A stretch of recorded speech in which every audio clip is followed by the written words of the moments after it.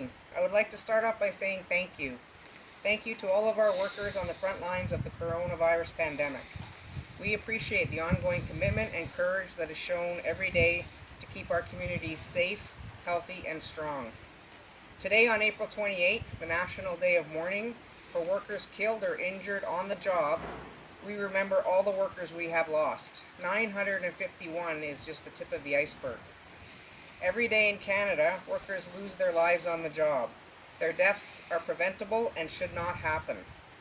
In 2017, the most recent year that statistics are available, the official recorded number of workplace fatalities rose to 951.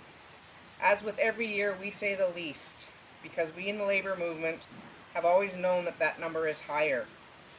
On this day of mourning, we are asking governments across the country to do more to prevent and stop workplace violence and harassment, including properly funding public services and programs for the most vulnerable of our society. We want all workers to recognize the importance of safe and healthy workplaces and to be confident that they can hold their employers accountable to provide that workplace. Together, we'll mourn the dead and fight for those who continue to struggle with unsafe working conditions, poorly funded programs, and power imbalances. No one should leave their home on the morning they go to work and not return home safe to their families at the end of the working day. Today, we remember past lives lost and commit to lowering the numbers in the future.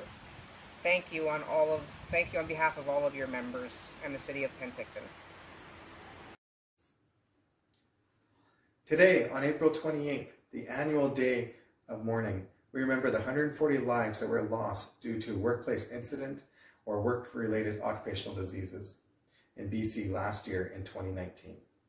We are here to remember those who lost their lives and to give recognition to the mothers, fathers, sisters, brothers, families, and colleagues whose lives are forever changed by a tragic death of a loved one. The impact of one death is far-reaching, and one workplace death is one too many. Health and safety must be our priority every day to prevent workplace injuries and fatalities. By empowering our workers with the ability to exercise their fundamental responsibility towards safety, we can prevent tragic deaths and injuries from occurring. Everyone has a role in safety leadership, ownership, accountability, and working together to forge a strong safety culture. I also speak from experience as a person who suffered a serious injury while at work.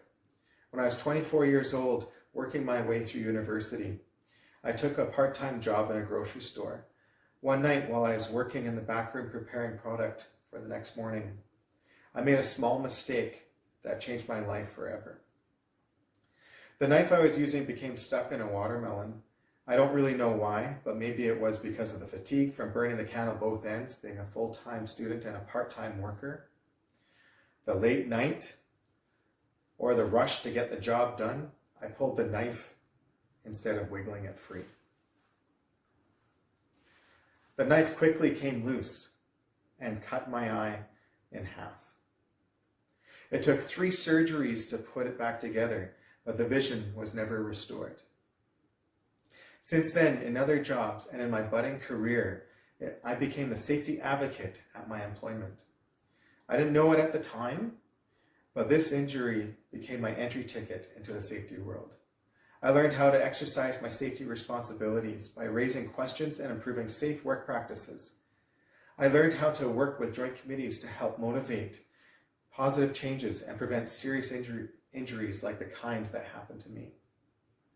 Today is about reflection, but it is also about action, where we do take a moment to recognize those 140 lives lost last year in BC and the lives impacted by workplace injuries and diseases. We also must take action to help protect the safety of our colleagues and of ourselves. Having a safe place of work is every person's right, and is every person's responsibility to safeguard that right. So in these dynamic times where we are faced with new challenges threatening our mental health during the COVID-19 pandemic, I want to thank everyone at the City of Penticton